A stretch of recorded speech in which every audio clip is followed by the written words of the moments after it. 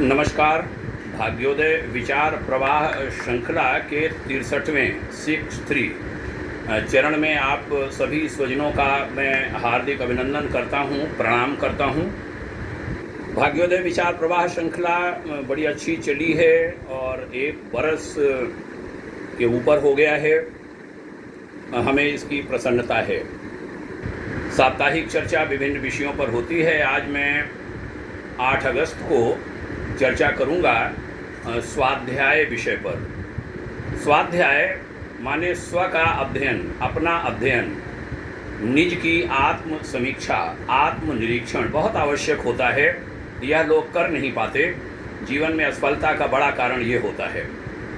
स्वाध्याय श्रेष्ठ साहित्य का स्वाध्याय को कहते हैं। समय काटने के लिए नहीं, परीक्षा देने के लिए नहीं, जीवन को अच्छा बनाने के लिए, जीवन में उन अच्छाइयों को उतारने के लिए स्वाध्याय किया जाता है। हमारे गुरुदेव पूज्यवर आचार्य श्री राम शर्मा जी ने कहा था कि स्वाध्याय के बिना सोना नहीं और उपासना के बिना भोजन मत करना। भोजन करने बैठना तो उपासना याद आ जाए, की है कि नहीं की, और सोने जा रहे हों तो स्वाध्याय किया या नहीं किया यह याद आ जाए। हमने अपने जीवन में इसको उतारने का प्रयास किया, बहुत तो उसके लाभ पाए हैं। आज मैं बहुत थोड़े समय में सूत्रबद्ध ढंग से स्वाध्याय के लाभों की बात करूंगा। बहुत प्यारे से हमारे एक भाई हैं माननीय राम कुमार शर्मा जी, युग विद्या विस्तार योजना के विस्तारक, मध्य प्रदेश के एक आश्रम से काम करते हैं, गुरु भाई हैं। उनके पास से ये बिंदु आए थे, मैं सच बताऊं, और उन्होंने गुरुदेव का जो 70 खंड वांग्मय पहले छपे थे, अब तो 7-10 और छप गए हैं। 70 खंड लगभग सभी उन्होंने पढ़ डाले हैं, हाईलाइट किया है। बड़े गंभीर भाई हैं और उन्होंने गुरुदेव ने जो स्वाध्याय के लाभ बताए हैं वह निकाले। मैं आज उनके संदर्भ से आपको यह ज्ञान प्रसाद बांट रहा हूँ। स्वाध्याय के लाभ। व्यक्ति ज्ञानवान बनता है स्वाध्याय करने से, माने स्वाध्याय आपको ज्ञानवान बनाता है। वाक शक्ति माने बोलने की धारा गतिमान होती है, उसका प्रवाह गति उत्पन्न होती है आपकी बोलने में और वाणी में, और आपकी वाणी प्रखर हो जाती है, आप प्रखर बन जाते हैं। थकान पर विश्राम के साथ स्वस्थ मनोरंजन होता है। ये तीसरा लाभ बताया स्वाध्याय का। चौथा लाभ बताया एकांकी होने पर श्रेष्ठ मित्र का साथ देता है, सुख देता है स्वाध्याय। पांचवा है विपत्ति में प्रेरणा और मार्गदर्शन मिलता है स्वाध्याय से। छठवां घर बैठे महान पुरुषों के विचार शरीर से भेंट कराता है स्वाध्याय, माने विचार शरीर से आप मिलते हैं महापुरुषों के स्वाध्याय के माध्यम से। 7 राष्ट्रों और संस्कृतियों का ज्ञान कराता है स्वाध्याय। 8वां समझदारी का विकास करता है, जिससे समाज में आपका यानी स्वाध्याय करने वाले का सम्मान बढ़ता है। 9 विद्वानों की पंक्ति में आपको खड़ा कर देता है स्वाध्याय। 10वां महामानवों के जीवन दर्शन की झांकी, ज्ञान और प्रेरणा स्वाध्याय से प्राप्त होती है। 11 सद्गुणों का विकास होकर बुराइयों का निष्कासन होता है स्वाध्याय करने से। 12वां चिंतन शक्ति का विकास होता है। 13वां कर्मशील बनने की प्रेरणा प्राप्त होती है। 14वां स्वभाव में विनम्रता का गुण उत्पन्न होता है, आप जिससे स्नेह, सम्मान और सहयोग समाज से, लोगों से आपको मिलता है, माने स्वाध्याय करने वाले को मिलता है। 15 सहिष्णुता का विकास होता है स्वाध्याय करने वाले के व्यक्ति में, और वह क्रोध पर नियंत्रण प्राप्त करता है, माने स्वाध्याय क्रोध से बचाता है। 16वां श्रमशीलता की प्रेरणा मिलती है, जो स्वाध्याय शक्ति, समृद्धि और स्वाभिमान, माने स्वाध्याय नहीं, जो स्वास्थ्य, शक्ति, समृद्धि और स्वाभिमान प्रदान करती है।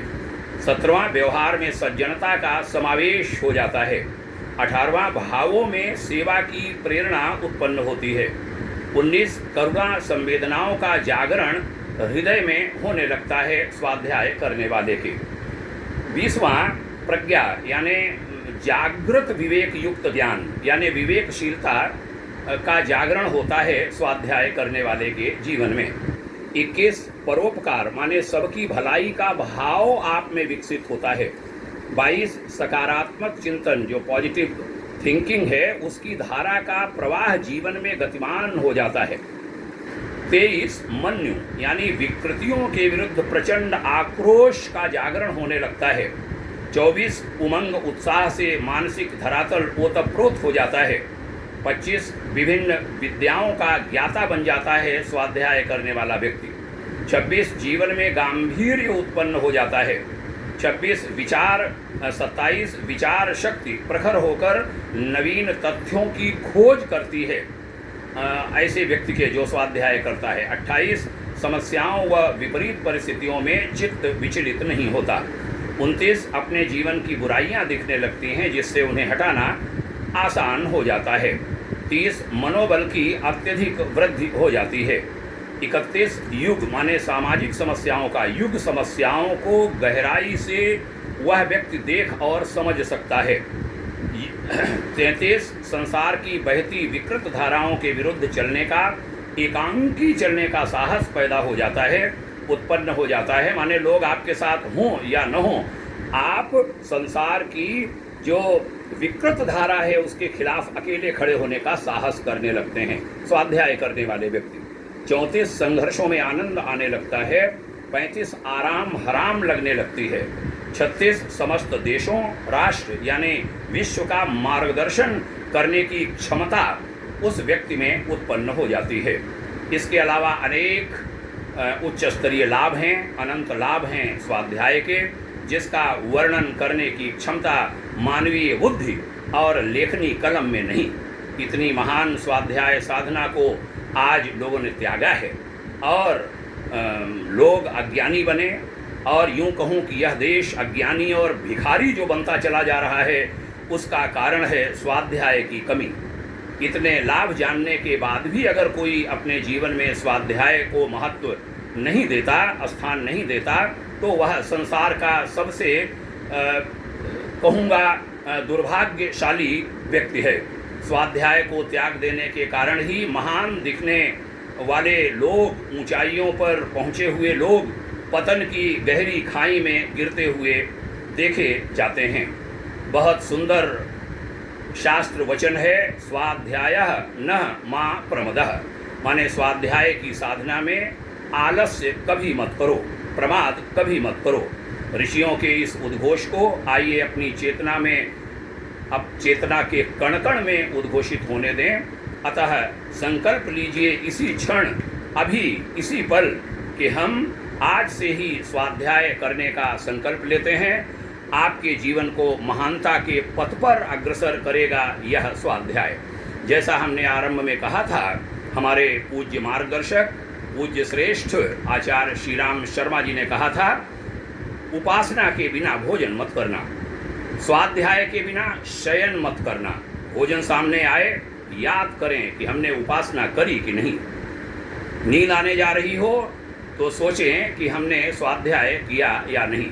ये छोटे छोटे जीवन सूत्र व्यक्ति को बहुत ऊंचा उठा देते हैं। आइए इनको धारण करेंगे। हिमालय के तपस्वी ऋषियों के यह विचार, उनकी साधना का यह निचोड़, उनकी जीवन साधना का, उनके अनुभवों का यह निचोड़ हमने 36 बिंदुओं में आपके सम्मुख रखा, जिसका शीर्षक था स्वाध्याय के लाभ। स्वाध्याय यानी निज का, स्व का अध्ययन, अपना अध्ययन, दुनिया भर को जाना, अपने को नहीं जान पाए, अधूरे रह गए। ऐसे हम नहीं बनेंगे। ऐसे संकल्प के साथ आज 8 अगस्त को भाग्योदय विचार प्रवाह श्रृंखला की इस कड़ी का समापन करता हूँ। आपने यहाँ तक ध्यान से सुना, इसके लिए आभारी हूँ। बहुत बहुत धन्यवाद। ढेर सारी शुभकामनाएं। उधर जो दैनिक युग ऋषि विचार श्रृंखला है वह चल रही है, चलती रहेगी। कम से कम 31 दिसंबर 2022 तक उसको चलाने का हमारा आरंभिक चरण में विचार है। आगे स्थितियां बनी तो आगे भी चलाया जाएगा, लेकिन यह जो साप्ताहिक भाग्योदय विचार प्रवाह श्रृंखला है, ये जब तक हमारी वाणी है, जब तक इस शरीर में प्राण हैं, तब तक हर रविवार को आप सुनते रहेंगे। यहाँ तक सुना, पुनः आभार, प्रणाम, शुभकामना। जय हिंद। ओम शांति।